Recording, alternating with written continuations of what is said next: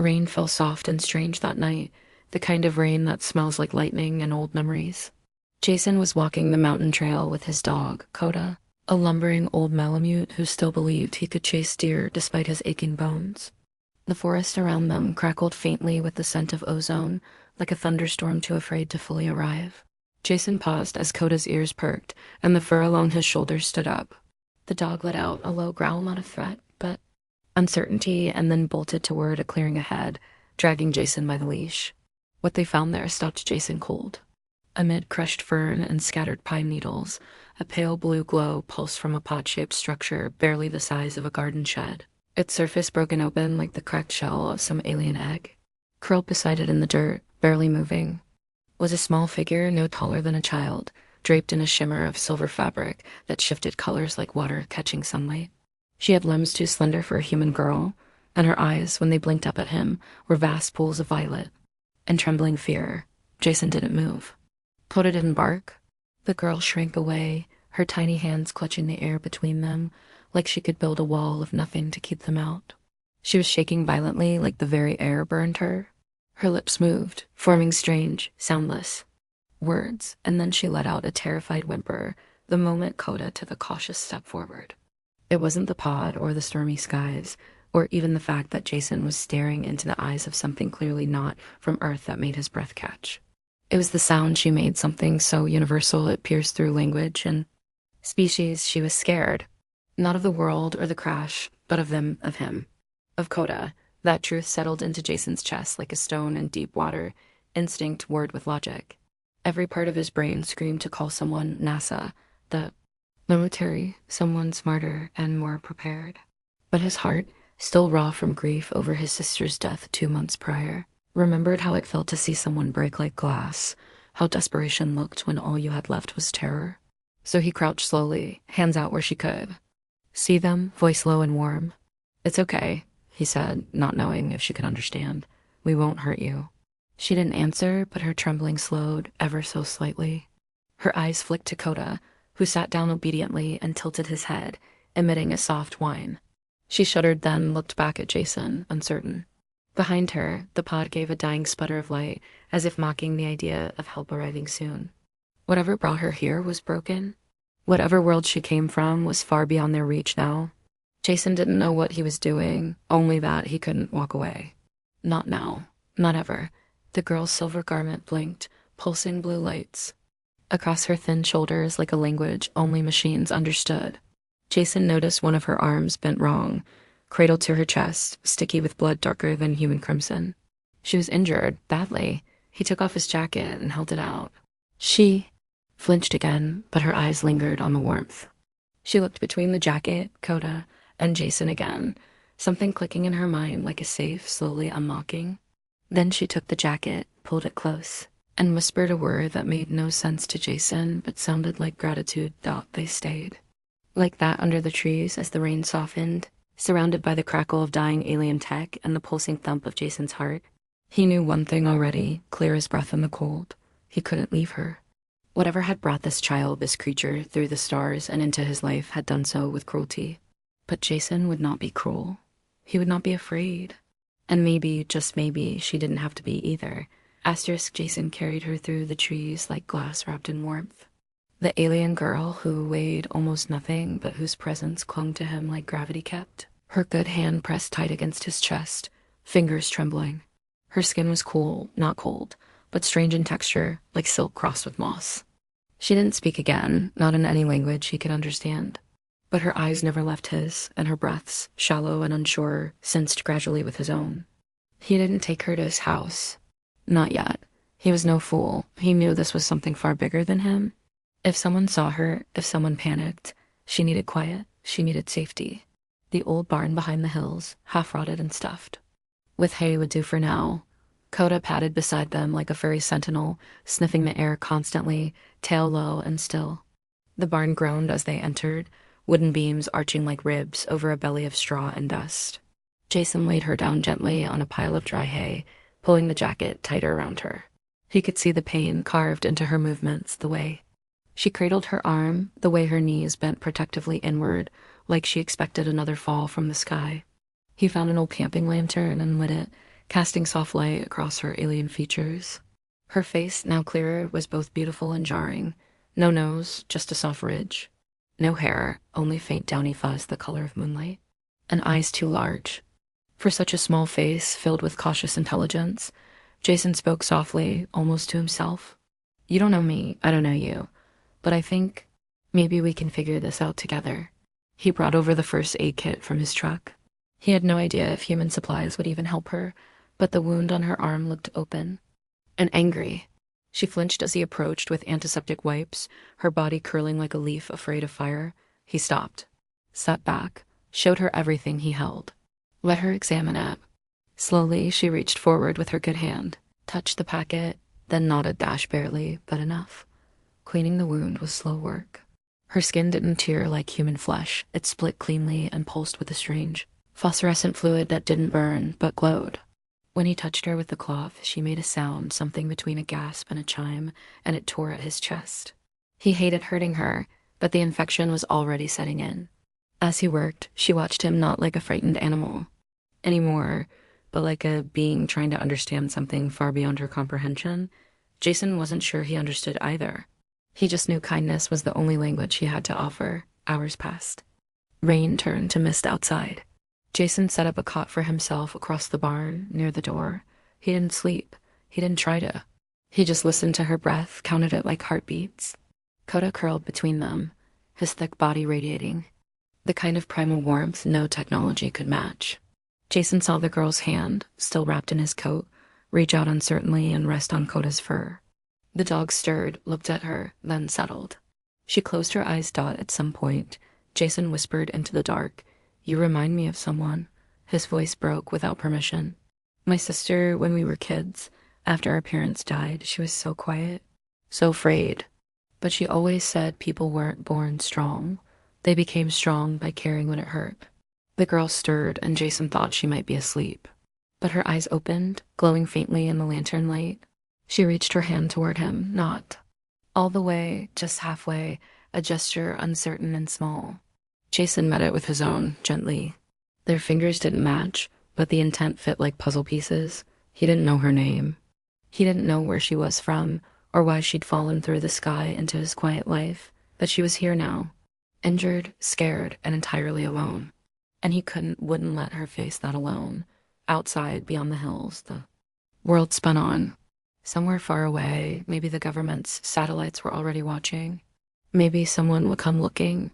But inside that fragile barn, under the hum of a lantern and the gentle breathing of an old dog, a tiny bridge had been built between stars, between lives, between two beings who had no words in common, yet spoke to each other more clearly than anyone else ever had. The barn became their quiet little world, suspended in the hush of forgotten time. Days passed like a slow river, curling through fog and memory. Jason returned each morning with supplies blankets, canned food, more water, and each night he found her waiting, alert but never frightened anymore. She watched him like one might watch a rising moon, wary at first, but slowly accepting its light as something trustworthy. He called her Starlit because he couldn't keep saying the girl to himself. When he whispered the name aloud, her head would tilt with the gentlest of smiles, not quite understanding the word, but understanding the warmth that carried. Her wound healed with uncanny speed, the shimmering skin knitting itself closed under layers of improvised gauze. Jason had seen injuries like that take weeks to scab. Hers vanished in 3 days. She moved more freely now, though her steps were light, almost too light, as if gravity didn't hold her quite the same way. Jason never pushed her to speak. He let the silence stretch between them like threads of glass, fragile but strong, glinting in the dusty light beams that cut through broken barn slats. Sometimes she would reach out and mimic his actions. If he drank water, she sipped. If he sat, she mirrored him, cross-legged, eyes wide with a curiosity unburdened by fear. And then, on the 6th night, something changed. Jason was sitting by the barn's edge, sharpening a piece of scrap wood into something resembling a walking stick, more from boredom than need. Starlit approached, holding something in her palms. It was her suit, at least a piece of it peeled from her side like the skin of a fruit, now hardened and inactive. She set it gently in front of him and pointed at it, then at the stars visible through the cracks in the roof.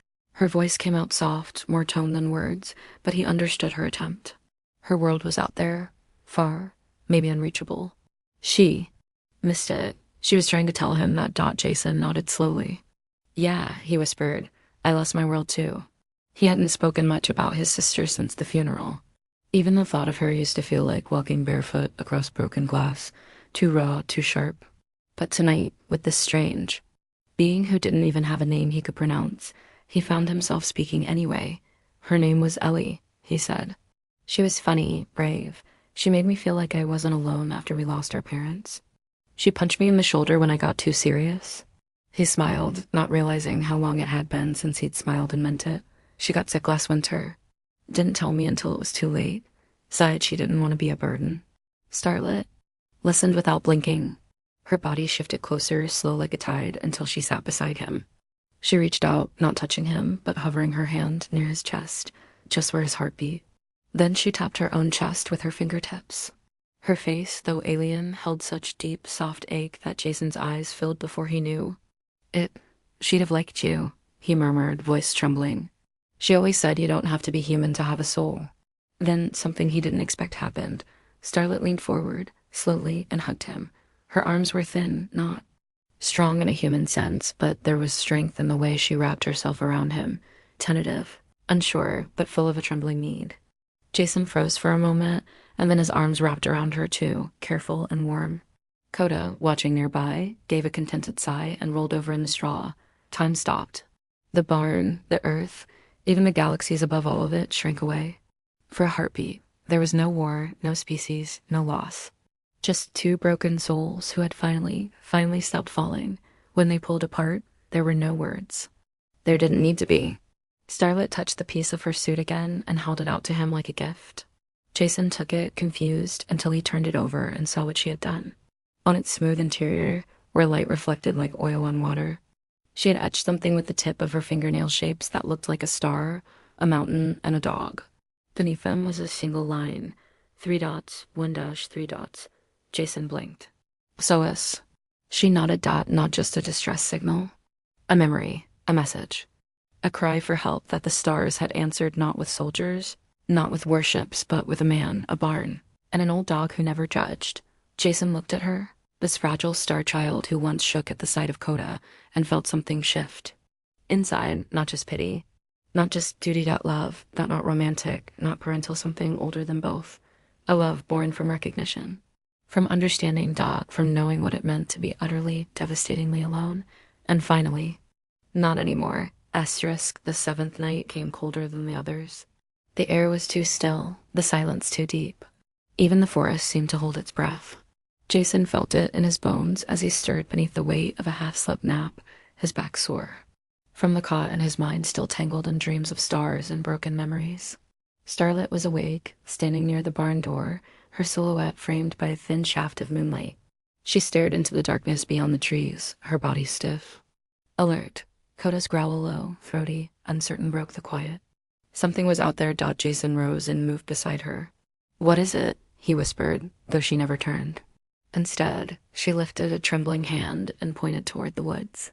Her fingers were glowing again, not like before, not soft pulses of emotion, but flickering, stuttering bursts, like emergency signals. Panicked. Jason stepped outside, barefoot on the cold soil, eyes straining. At first he saw nothing, but then movement. Brief flashes of blue light deeper in the trees, slow, deliberate flickers, like searching eyes. Something glided between the trunks, tall and impossibly thin, wrapped in a mist that clung unnaturally to the earth, then another shape, then 2 more, not human. Not like her. Jason's heart skipped. These were not rescuers. They were something else. He rushed back inside and bolted the barn door, though he knew wood and rusted metal would do little against whatever these things were. Starlet was shaking, her back pressed against the far wall, speaking in her own language, soft, fast, panicked. She drew in the air with her fingers again, mimicking her earlier symbols. Then she scratched a new one into the dirt, 3 interlocking circles, jagged slashes through the center. Her eyes were wide, wet with fear. Jason knelt beside her and gripped her hand. What are they? She didn't know the words, but her eyes said enough. They had come for her. Not to save her, to take her back. And she did not want to go. Jason stood, mind racing. Every sci-fi movie he'd ever watched. Every conspiracy theory late-night radio had screamed through his truck speakers. None of it prepared him for this. He had to protect her, but how? The phone had no signal. The barn had no power. The forest was vast, and they had no allies. Then she stepped forward, surprising him. She placed her palm against his chest again, her signal for listen, then pointed at herself. Then at him, and finally at the suit fragment she had given him. Jason retrieved it, and with shaking fingers, turned it over. New lines glowed faintly, now symbols that reformed themselves into something he could almost read.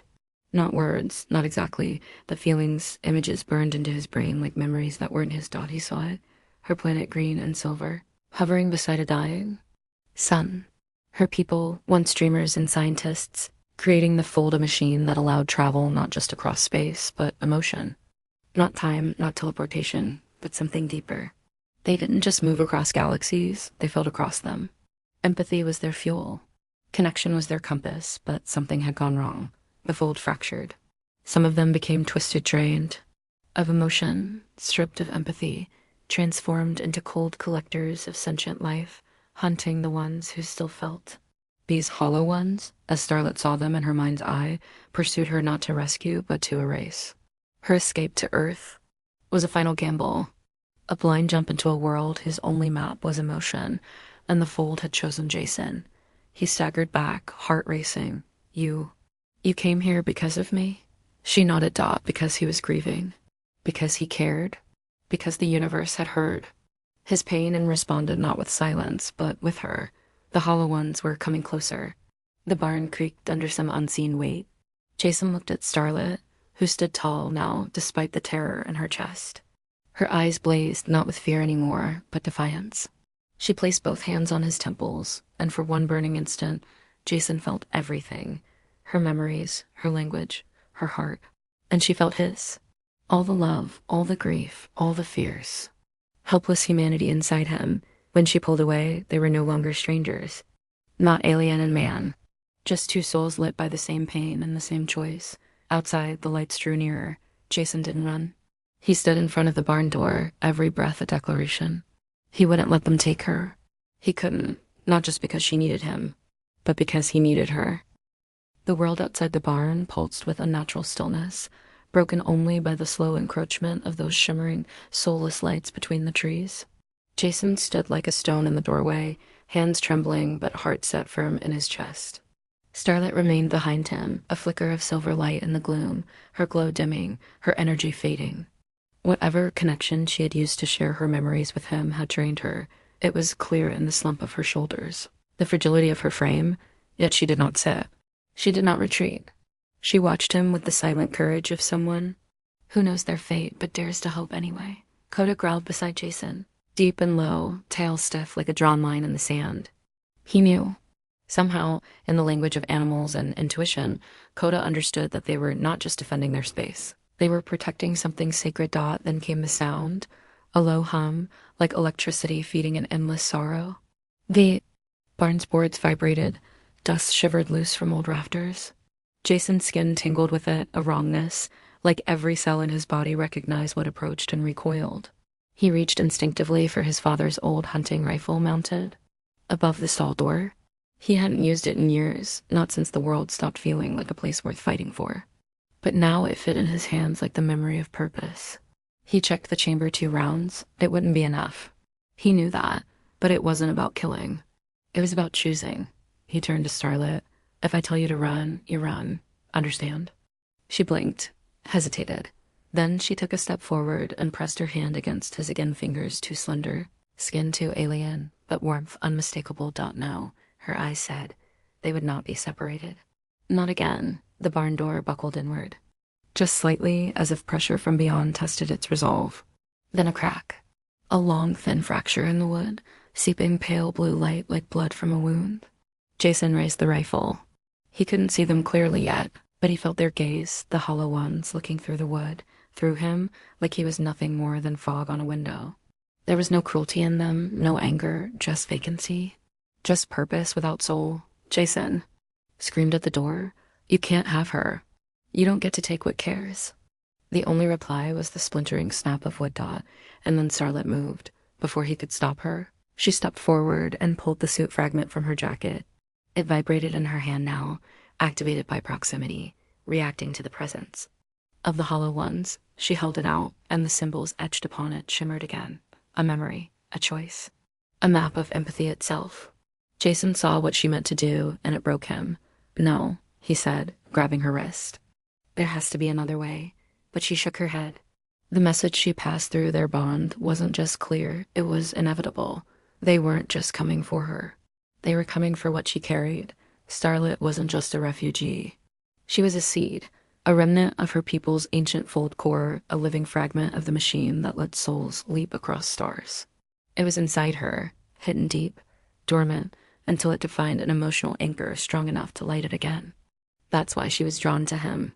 Not because he was human, but because he had felt enough to hold the weight of the universe. And now, if the Hollow Ones took her, they would consume that final ember of the fold and extinguish what remained of her kind forever. Jason faced a truth as brutal as winter dot. She had to run. But not alone. Someone had to carry the fold to safety through terrain, through night, through whatever might hunt them next.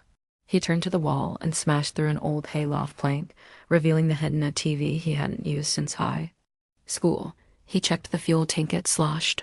Half full. Enough. You ride with me, he said, voice firm, cracking like old wood, but uncheckable. We're getting you out of here. Starlet didn't argue. Her fingers trembled as she climbed. On behind him. She held the shard of her suit against his back, like a talisman or a prayer. Coda barked once sharp and loud, and leapt into the trailing trailer Jason hooked behind. His eyes glinted with the fire of shared purpose. Jason revved the engine, and the barn door shattered behind them, raining splinters like falling stars. The Hollow Ones surged into the space they had just vacated, silent, seamless, furious in their hunger. But they were too late. Tires screamed against wet earth. The ATV bolted through the field, into the misty dark, engine roaring like defiance. Behind them, the lights swarmed in pursuit, gliding over the grass like specters. Jason didn't look back. He couldn't afford to. The cost of shelter was paid. Now it was time to run for hope. Asterisk. The forest tore past them in a blur of shadows and ancient branches. The ATV bouncing and skidding over wet ground as Jason pushed it faster than he ever thought. It could go. The tires ripped up roots and mud, each turn a dare against the dark. Behind them, the Hollow Ones followed in perfect silence. No footsteps. No breath. Just the gliding presence of things that did not understand rest or mercy. Their pale blue glow flickered between the trees, inhumanly smooth, unhurried, because they knew they would catch him eventually. They always caught what they chased, Jason's. Knuckles were white on the handlebars. His back ached, his eyes burned, but his mind was crystal clear. Starlet clung tightly behind him, her small body nearly weightless, her heartbeat fluttering through his jacket like a dying bird. The fragment of her suit, pressed to his ribs, vibrated steadily, now not with fear, but with power. It was waking. Up. The fold inside her was waking up. He knew where he was going. The ridge. The old fire tower, long abandoned, rising like a skeleton into the sky. His father had brought him there when he was 10, told him that sometimes you had to climb above the world to see it clearly. Jason hadn't returned since. But now, in this moment of impossible terror and beauty, it was the only place he could imagine making a stand. The ATV roared up the slope, mud spraying behind them. Coda barked furiously in the trailer, sensing the chase, barking not in fear but in loyalty. In the desperate way only animals understand danger as something you run through, not from. The tower appeared through the trees like a dream remembered, tall, resting, half-eaten by ivy, but still standing. Jason slammed the brakes. The ATV skidded, fishtailed, and halted in a cloud of steam. Go, he shouted, grabbing Starlet's hand. Together they ran up the metal stairs, Coda charging behind, his paws clanging on the grating. Every step screamed under their weight, every level groaning as if it, too, felt the weight of what was coming. At the top, Jason kicked open the door. The observation deck was mostly intact walls of shattered glass, a ceiling of stars. From here, you could see the whole valley, the whole world, it seemed. And behind them, the Hollow Ones emerged from the tree line. 5 of them now, not running. Just coming. Jason turned to Starlet, breathing hard. She looked at him, no longer afraid, but glowing softly. Her eyes shimmered with unspoken trust. Then, without hesitation, she stepped forward and lifted the fold shard into the air. It sang, not with sound, but with emotion, a pulse of memory that rippled out from the tower like a sonar of sorrow and love and hope. Jason felt his heart wrench as if it had been unzipped. He remembered his sister's laugh, the way she tucked blankets around him when they were small, the way she whispered secrets into the night, as if the stars themselves would listen. Hollow ones froze. The light from the shard struck them, not with fire or force, but with feeling. One of them buckled, jerking unnaturally, hands clawing at its face, as if it had forgotten it once had one. Another backed away, but the largest stepped forward, raising a long arm toward Starlit. Jason didn't think. He moved. He ran between. Then lifted the rifle and fired his first shot. It struck the hollow one in the shoulder. No blood, no pain, but it staggered. The second round he didn't fire. He swung the rifle like a club instead, smashing it across the creature's head. It cracked in half. Jason roared, not out of victory, but out of sheer fury that this thing would dare to erase what had dared to love again. But the hollow one didn't fall. It wrapped its fingers around Jason's neck, cold, impossibly cold, like falling into a vacuum. His knees buckled. He gasped. The stars above dimmed.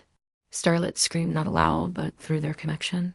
He saw flashes, her world burning, her people falling, her own parents being taken, just like this. Just like him, and still, he smiled, because he wasn't afraid. He reached behind him and grabbed the fold shard from Starlet's hand. He pressed it to his chest. And then, with the last ounce of strength he had left, he felt all of it, the grief, the kindness, the lonely meals, the midnight drives, the way he held her when she shook, the way he never asked for anything back. He poured everything he was into that shard. It exploded, not with fire, but with light, a white burst of raw, blinding. Empathy radiated out in all directions. The hollow ones froze mid-motion as if time had snagged them. Their lights flickered. One by one, their bodies cracked and disintegrated, not into ash, but into memory, into the feelings they had lost. The feelings Jason had given back. The final one let go of him, its form crumbling as it gazed at him, not with rage, but awe. A whisper escaped its mouthless face. Human. And then it was gone. Jason collapsed to his knees, lungs seizing.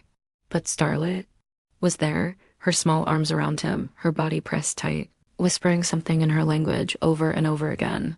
He didn't know the words, but he knew what they meant. You saved me.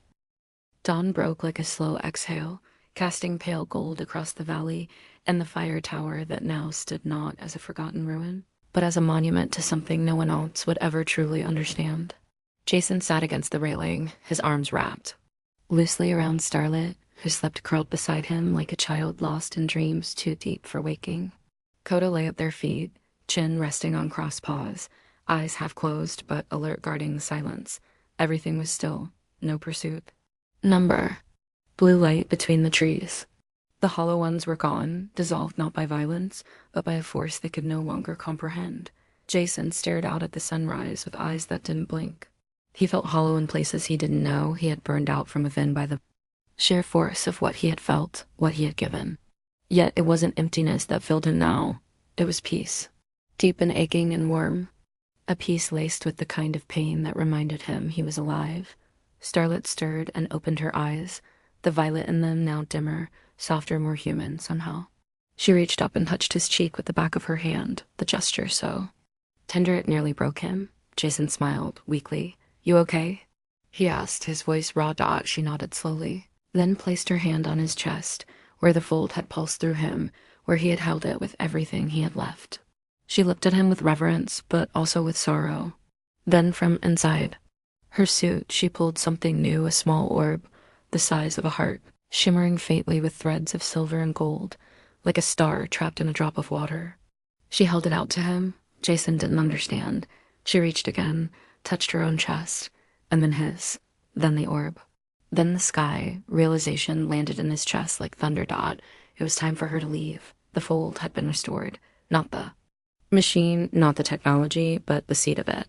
It had awoken in the only place it could ever survive, and someone who could feel deeply enough to anchor it. Jason, his pain, his love, his humanity had brought it back.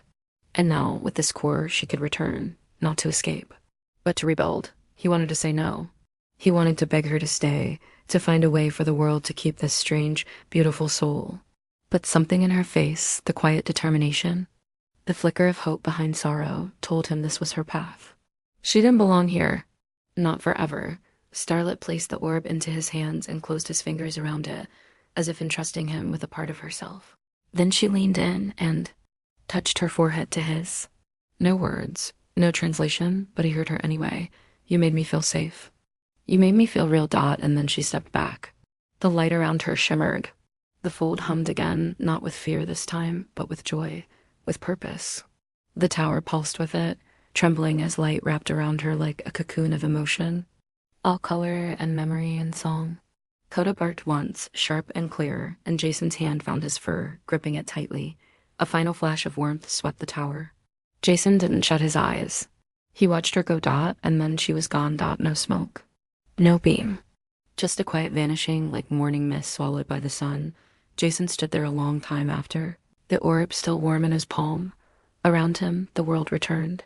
Birds began to sing. Trees swayed in the breeze. Life, unknowing and unchanged, moved on. He and Coda descended the tower, step by step, into a world that would never know what happened above those trees. Back home, the barn stood open, no longer a sanctuary, but a memory. He kept the shard, the etched one with the star, the mountain, and the dog in a frame above the fireplace. The orb he hid deep within the roots of an old oak on the ridge. He didn't tell anyone, not because they wouldn't believe him, but because it wasn't a story for them.